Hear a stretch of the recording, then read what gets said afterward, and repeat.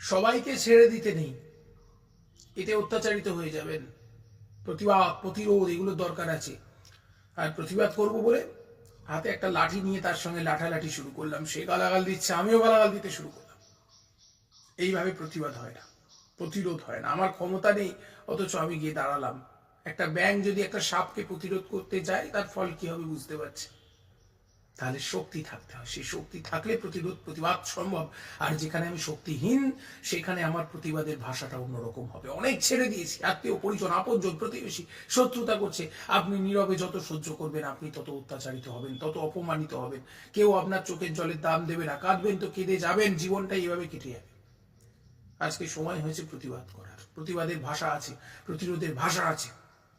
যদি একা পারেন, ক্ষমতা থাকে, প্রতিরোধ রুখে দাঁড়ান, অন্যায় প্রতিরোধ করুন, প্রতিবাদ করুন।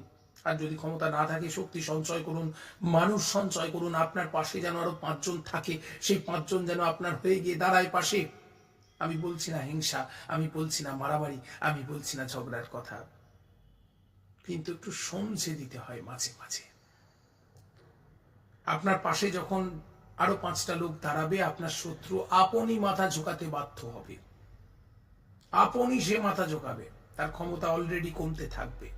দ্বিতীয় হচ্ছে ইগনোর করুন, ত্যাগ করুন। শত্রুদের নিয়ে এত ভাববেন না, শত্রুদের নিয়ে ভাবলে আপনার ব্লাড প্রেশার বেড়ে যাবে। শত্রুদের নিয়ে এত গুরুত্ব জীবনে তাকে দিচ্ছেন কেন? সতর্কতা দরকার।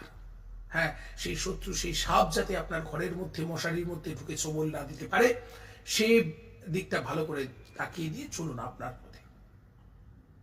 লড়াই হবে, লড়াই অনেক ছেড়ে দিয়েছেন, চোখের জল ফেলেছেন, কি লাভ হয়েছে? মানুষগুলোকে বাদ দিন, প্রয়োজনে ছবল না দিলেও ফনা তুলুন।